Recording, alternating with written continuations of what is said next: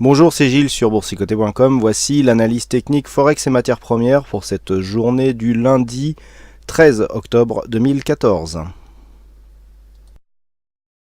Et nous commençons donc avec un euro-dollar qui reste sur un mouvement de rebond technique puisque la phase baissière que je vous décrivais vendredi a stoppé du point de vue de sa dynamique. Il n'y a même pas eu contact avec la bolle inférieure. Les cours reviennent ici autour de la moyenne mobile 20 exponentielle et donc tentent de déborder ici la zone des 1,27 puisque c'est pour l'instant cette zone qui fait résistance. Donc d'après la tendance globale, on est toujours dans une tendance baissière. Les cours ici continuent à monter. On a désormais deux points bas qui sont dans une évolution haussière.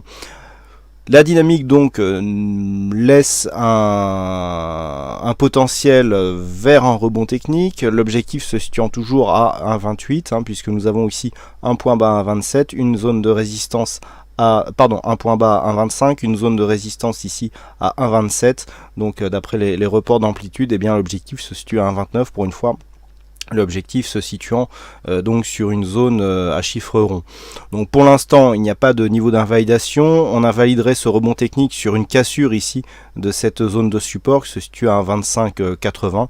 Pour l'instant cette zone a été préservée, donc on reste ici sur un signal de rebond technique qui est validé par les indicateurs. Bon, toutefois la dynamique est relativement faible, donc si on tarde trop ici à aller casser notamment cette zone des 1,28 qui est la zone intermédiaire, on pourra invalider donc ce rebond technique au profit d'une poursuite du mouvement baissier qui serait signalé sur une rupture baissière de cette zone des 1,25 qui est donc le plus bas du 3 octobre.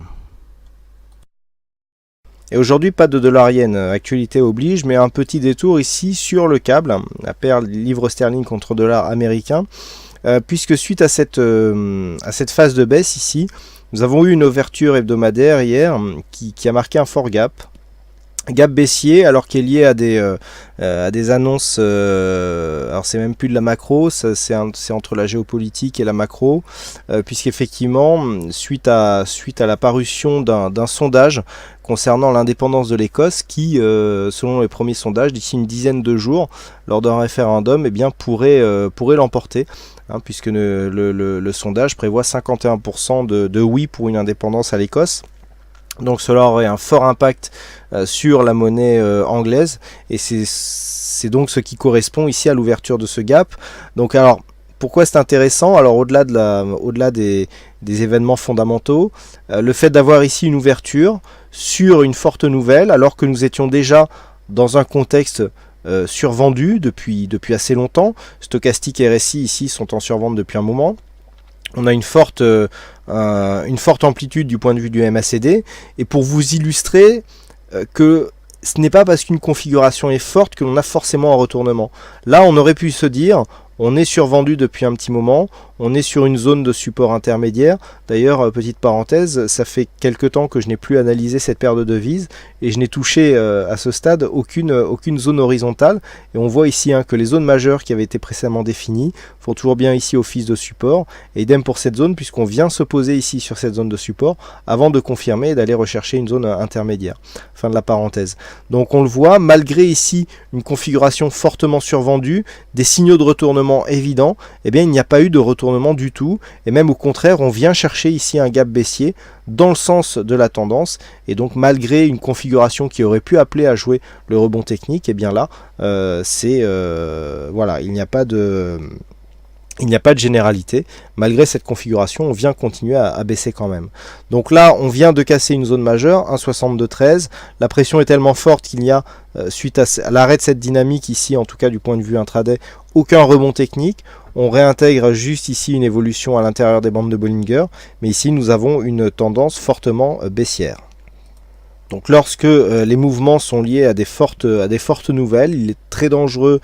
Alors effectivement, on peut toujours jouer le rebond en priçant un non au référendum qui aura lieu dans une dizaine de jours, mais c'est quand même très dangereux. On peut le voir ici sur cette phase, malgré une survente évidente, malgré des signaux de retournement, le retournement ne s'est pas fait. Et au contraire, on a ouvert un gap baissier et il n'y a rien d'automatique dans le comblement des gaps, surtout en forex ici sur des gaps hebdomadaires. Donc une configuration qui reste baissière, très dynamique, Hein, on a une très forte amplitude ici au niveau du MACD dans un contexte fortement survendu, et donc on reste ici baissier. On voit bien hein, sous la moyenne mobile 20 exponentielle, on contact répété sur la bande de Bollinger inférieure, c'est toujours de la tendance baissière, et pour l'instant il n'y a aucun signal de retournement à court terme. Et puis enfin, nous arrivons sur cette analyse de l'or, donc l'or qui est toujours ici dans une phase de rebond technique. Alors après avoir cassé ici ce retracement à 23,6% de Fibonacci, on a quasiment atteint le 38,2, on est revenu ici sur cette zone des 23,6, on est revenu aussi accessoirement chercher un contact sur la moyenne mobile 20 exponentielle, hein, on voit ici quelque chose de très propre hein, techniquement, et puis finalement les cours sont venus ici valider ce contact avec le retracement des 38,2%. Donc pour l'instant on est toujours dans une dynamique haussière, même si les indicateurs plaident plutôt pour une phase de stabilisation.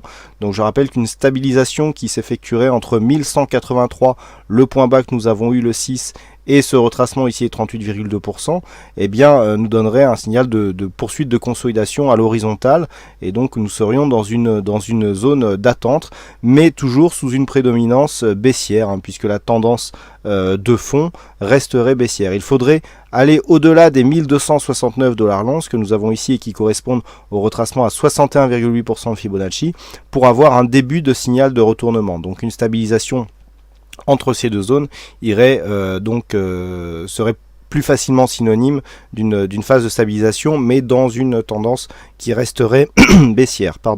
Donc les cours pour l'instant, d'un point de vue court terme, se situent toujours dans une phase de rebond technique. Une rupture ici de cette zone des 1236 $ l'once validerait une poursuite du mouvement technique avec un objectif donc qui se situerait dans la zone 50-61,8, à savoir entre 1252 et 1269 $ l'once. La zone ici des 1257 faisant un objectif tout à fait approprié pour une poursuite de ce mouvement de rebond technique si toutefois il avait lieu.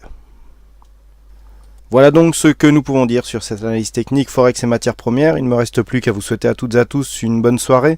Bonne chance dans vos prochains trades et on se retrouve donc dès demain pour d'autres analyses techniques, toujours sur le site boursicoté.com. Bonne soirée à tous.